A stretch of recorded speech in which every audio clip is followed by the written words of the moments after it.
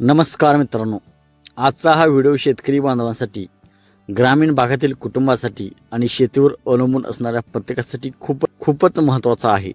कारण सरकारने 2026साठी 3 लाखापर्यंत बिनव्याजी कर्ज योजना, व्याज पूर्णपणे 0%, शेतकऱ्यांना थेट बँकेतून फायदा. तर या व्हिडिओमध्ये आपण सविस्तर जाणून घेणार आहोत. तर ही योजना नेमकी काय आहे, कोणाला मिळणार कर्ज, किती रक्कम मिळेल, अर्ज कसा करायचा, नवीन नियम कोणते आणि अर्ज रिजेक्ट होऊ नये यासाठी काही महत्त्वाच्या टिप्स, हे सर्व आपण या व्हिडिओमध्ये जाणून घेणार आहोत. त्यामुळे व्हिडिओ शेवटपर्यंत नक्की पहा. तर सर्वात प्रथम योजना काय आहे ही आपण जाणून घेऊयात. तर ही योजना केंद्र व राज्य सरकारच्या सहकार्याने राबवली जाते. यामध्ये शेतकऱ्यांना शेतीसाठी लागणारा खर्च भागवण्यासाठी 3 लाखापर्यंत कर्ज दिलं जातं. तेही बिनव्याजी, म्हणजे कोणतंही व्याज नाही, अतिरिक्त चार्ज नाही. थेट शेतकऱ्यांना खात्यात पैसे जमा होणार आहेत. हे कर्ज वापरता येणार आहे.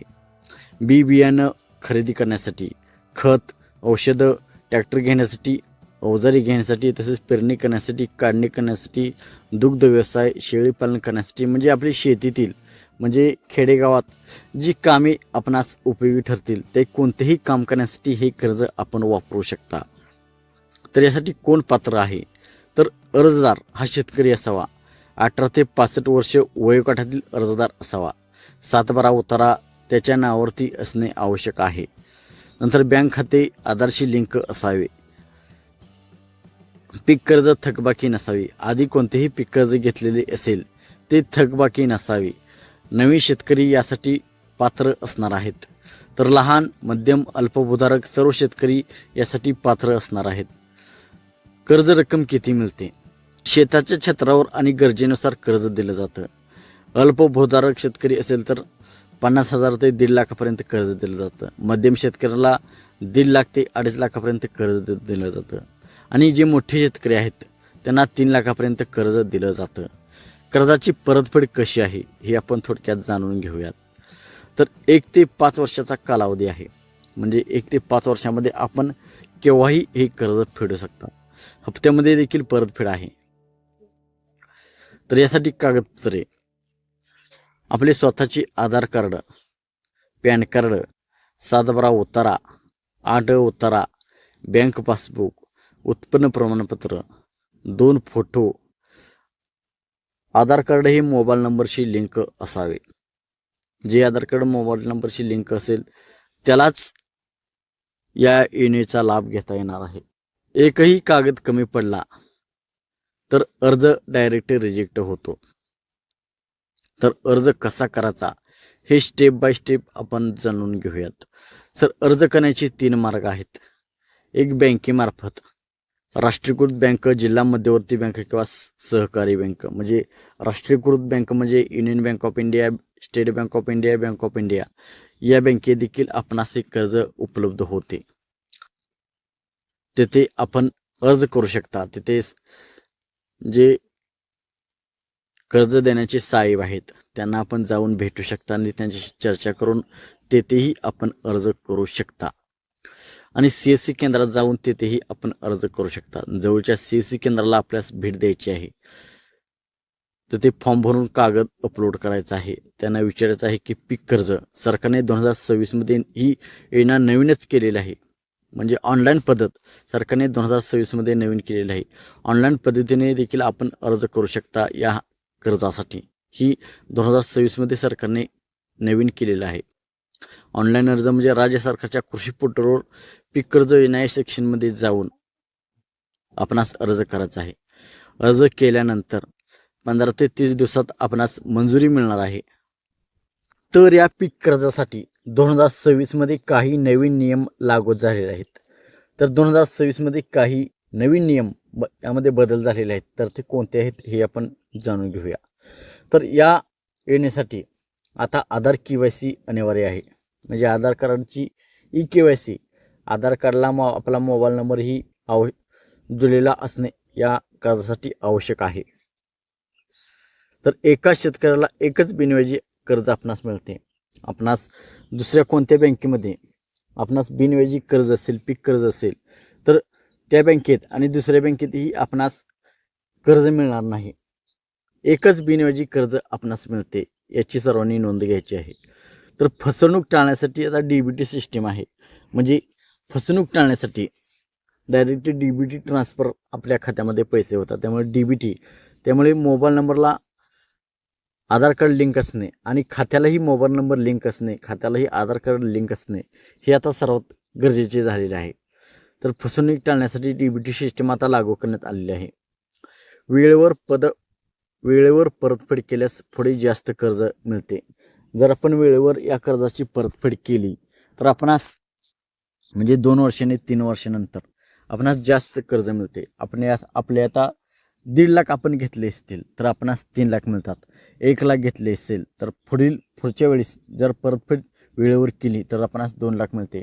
म्हणजे 3 लाख घेतले तर 4-5 लाख रुपये आपणास पुढील नेक्स्ट टाईम हे कर्ज वाढवून मिळते, म्हणजे जास्त मिळते. तर अर्ज रिजेक्ट का होतो हे आपण थोडक्यात जाणून घेऊयात. खूप लोकांचे अर्ज रिजेक्ट होतात त्यामागे कोणती कारणे आहेत? तर त्यामागे अनेक कारणे आहेत. चुकीची माहिती, म्हणजे आपण फॉर्ममध्ये चुकीची माहिती दिली असेल तर आपला अर्ज रिजेक्ट होतो. 7/12 आपला अपडेट नसेल तरीही आपला अर्ज रिजेक्ट होतो. आपले बँक खाते आधार कार्डशी लिंक नसेल तरीही आपला अर्ज रिजेक्ट होतो. त्यामुळे सर्वात प्रथम सर्व कागदपत्रे आपली योग्य आहेत का हे जाणून घेणे आपणास गरजेचे आहे. आधीच आपली कुठेतरी थकबाकी असेल तरीही आपला अर्ज रिजेक्ट होतो.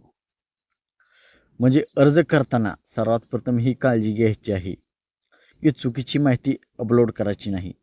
7/12 आपला अपडेट आहे का हे प्रथमतः तपासायचे आहे. बँक खात्याला आपला Aadhaar card link, mobile number link आहे का हे सर्वात पहिले आपणास तपासायचे आहे. आणि कोणत्याही बँकेची थकबाकी नसेल तरच आपण पीक कर्जासाठी अर्ज करू शकता, नाहीतर आपणास पीक कर्ज मिळणार नाही. आपला फॉर्म जो आहे तो रिजेक्ट होईल. तर या योजनेचा कोणाला सर्वात जास्त फायदा? जे शेती करणारे युवक आहेत, जे युवा शेतकरी आहेत, त्यांना या कर्जाचा जास्त फायदा होणार आहे. त्यांना नवीन यंत्रणे घेण्यासाठी, नवीन उपकरणे घेण्यासाठी, शेतामध्ये आधुनिक तंत्रज्ञान वापरण्यासाठी या कर्जाचा फायदा होणार आहे. तर कर्जबाजारी शेतकरी, जे शेतकरी कर्जबाजारी आहेत त्यांनाही या योजनेचा फायदा होणार आहे. म्हणजे आपण दुसरीकडून कर्ज 2 रुपये टक्क्याने 3 रुपये टक्क्याने घेता, हे बिनव्याजी कर्ज आहे, तर त्यांना देखील या कर्जाचा फायदा होणार आहे. नंतर दुग्ध व्यवसाय करणारे शेतकरी, म्हणजे जे दुधाचा व्यवसाय करतात त्या शेतकऱ्यांना देखील या कर्जाचा फायदा होणार आहे. कारण 3 लाख रुपये मिळाल्यानंतर आपण 1-2 जर्सी गायी देखील घेऊ शकता, नाहीतर म्हशी घेऊ शकता. तर त्या प्रकारे त्यांचा जो धंदा आहे दुग्ध व्यवसाय तो आणखी पुढे जाईल. तर त्यांना देखील या कर्जाचा फायदा होणार आहे. तर शेतीसाठी नवीन साधन घेणारे जे शेतकरी आहेत त्यांना देखील या कर्जाचा फायदा होणार आहे. म्हणजे आपण ट्रॅक्टर घेऊ शकता, नवीन उपकरणे घेऊ शकता, आणखी कोणते शेतीसाठी लागणारे अवजारी, म्हणजे आपण फवाराचा पंप असेल, इतर कोणतेही अवजार, नांगर असेल, रोटर असेल, ट्रॅक्टर असेल, जे शेतकरी नवीन कर्ज म्हणजे शेतीसाठी नवीन साधन घेणार आहेत त्या शेतकऱ्यांना या कर्जाचा फायदा होणार आहे. ही योजना म्हणजे शेतकऱ्याला उभं करण्याचा सरकारचा प्रयत्न आहे. योग्य माहिती असेल तरच आपण फायदा घेऊ शकतो. जर हा व्हिडिओ एकाही शेतकऱ्याला उपयोगी पडला तर समजा आपलं काम झालं. तर मित्रांनो, तर आपण जवळच्या CSC केंद्रात किंवा बँकेमध्ये जाऊन या कर्जाविषयी विचारपूस करू शकता आणि नंतर सर्व विचारपूस करून आपण नंतर फॉर्म भरू शकता. डायरेक्ट बँकेत जाऊनही आपला फॉर्म भरण्याची सक्ती आहे आणि जवळच्या CSC केंद्रामध्ये ऑनलाईन फॉर्म देखील आपण भरू शकता.